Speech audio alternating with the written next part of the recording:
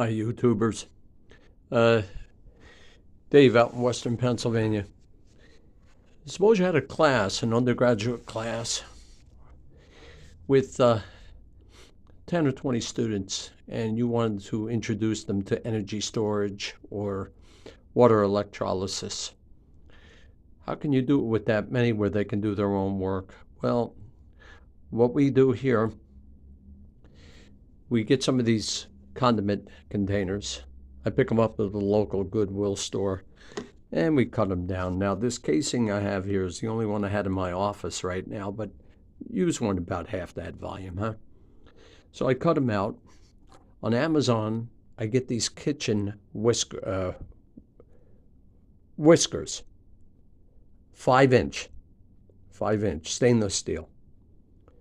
I would clip the top, press it closed to fit the diameter of the tube. See, this is going to let hydrogen go through.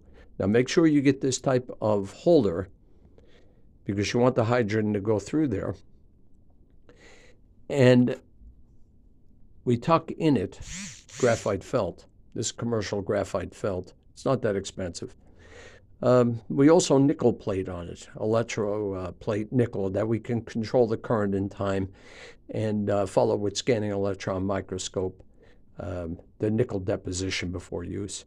Now, interestingly enough, we have access to a carbon fiber felt from a company not too far away, and we can ask them to sinter nickel on the carbon fiber felt, and we'll also electroplate carbon fiber felt.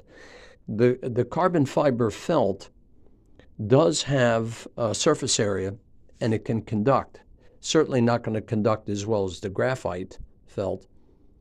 There is surface area with the graphite felt, but we're talking 2,000 degrees to produce this, Celsius, and the carbon fiber, it can be produced at 1,000 Celsius. So that makes a difference in terms of economics cost. But the point here is you can see, hopefully, inside one of these cut condiment tubes, a section of graphite felt of known area will be put through here. Now, we'll also nickel plate this, the whisker, and then tuck that in there so we can measure current densities.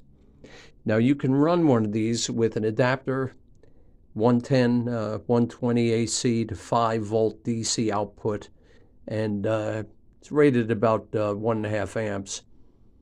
You can use that, or we use a power supply, but with students, we'd probably go with these.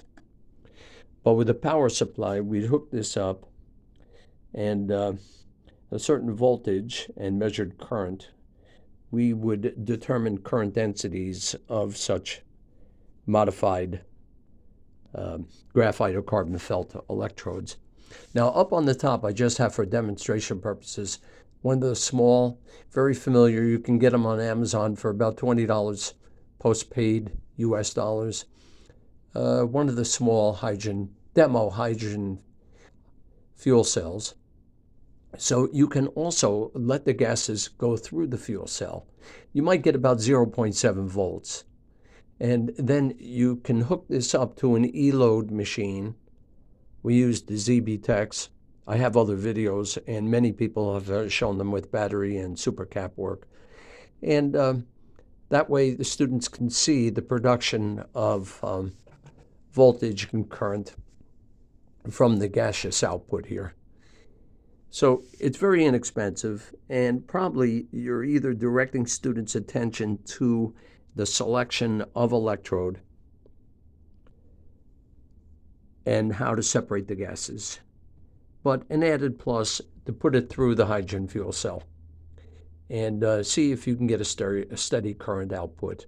They're humid gases, but that will not at all be a bad thing with these small fuel cells. Of course, you can run this through a larger hydrogen fuel cell, but we're talking about instructing some students in a cost-effective way.